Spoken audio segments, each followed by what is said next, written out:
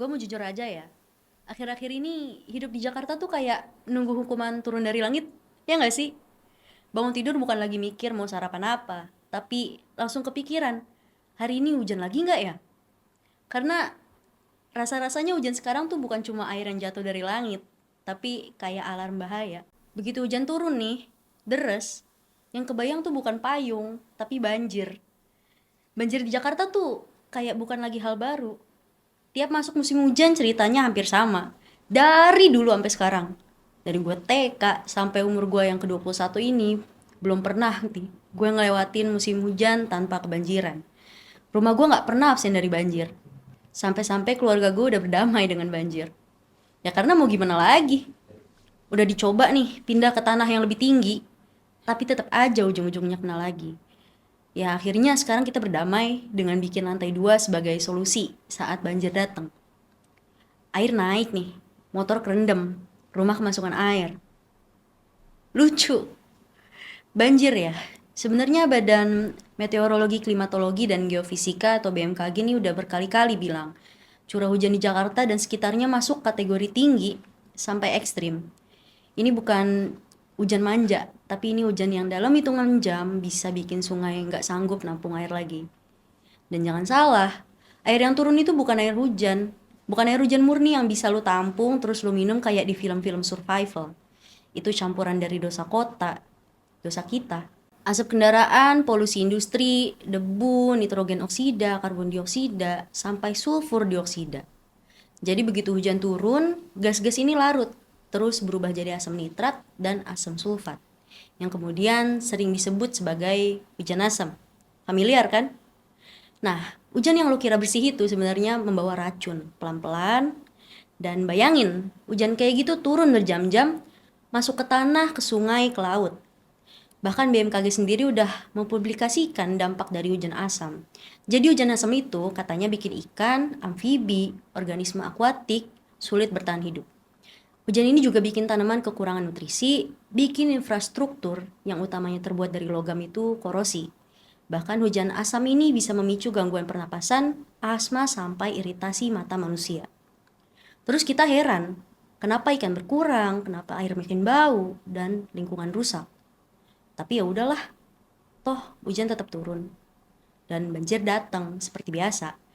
Yang paling duluan tenggelam bukan gedung pencakar langit, tapi kampung-kampung. Ya, tempat sebagian dari masyarakat kita tinggal. Rumah petak, gang sempit, kontrakan murah.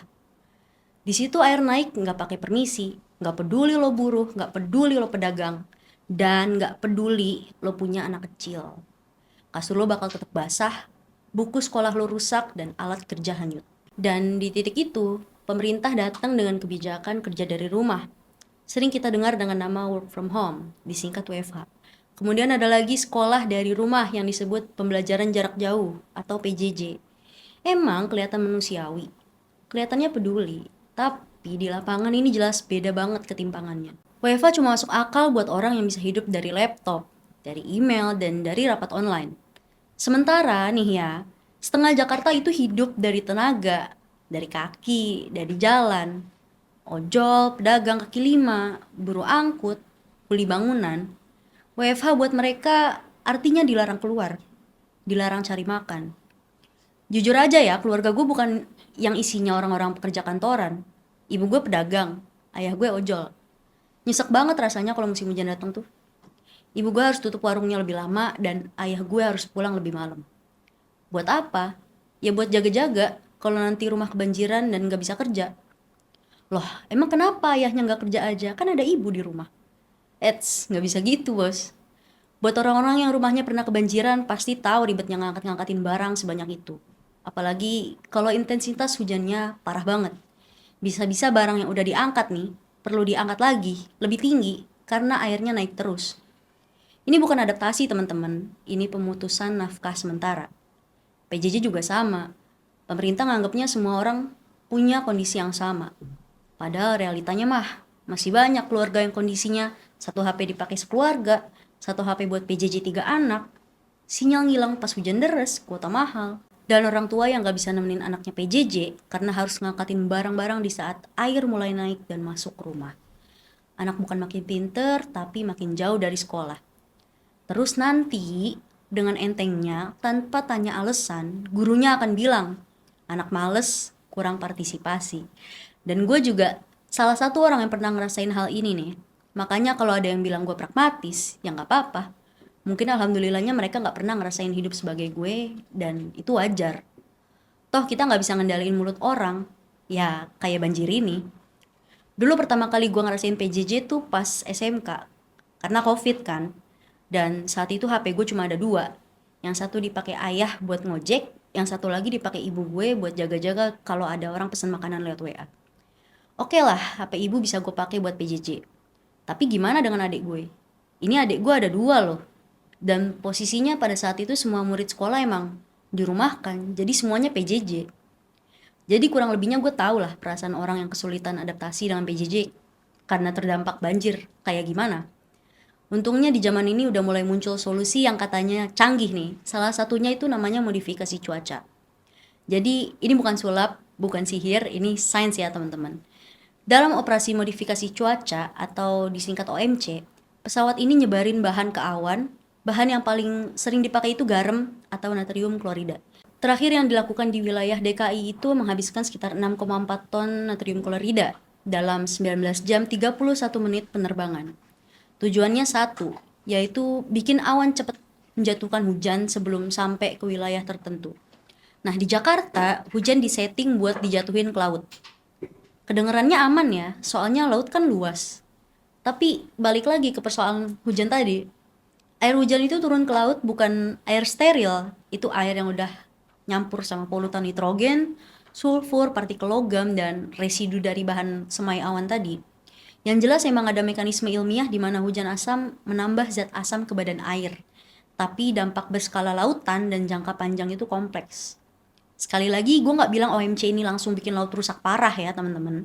Ini ilmu pengetahuan yang juga belum menyimpulkan itu, tapi satu hal yang pasti, hujan membawa apapun yang ada di udara kemanapun dia jatuh.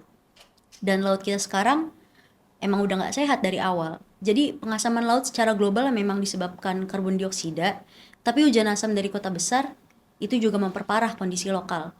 Terumbu karang itu sensitif sama perubahan pH, jadi bisa aja plankton terganggu dan rantai makanan rusak pelan-pelan. Ini bukan teori konspirasi, ini ilmu dasar lingkungan. Masalahnya, OMC ini sering diperlakukan seolah solusi utama, padahal dia cuma perban di atas luka. Got masih mampet, sungai masih dangkal, resapan air makin sedikit, dan kita nyebar garam ke awan nih.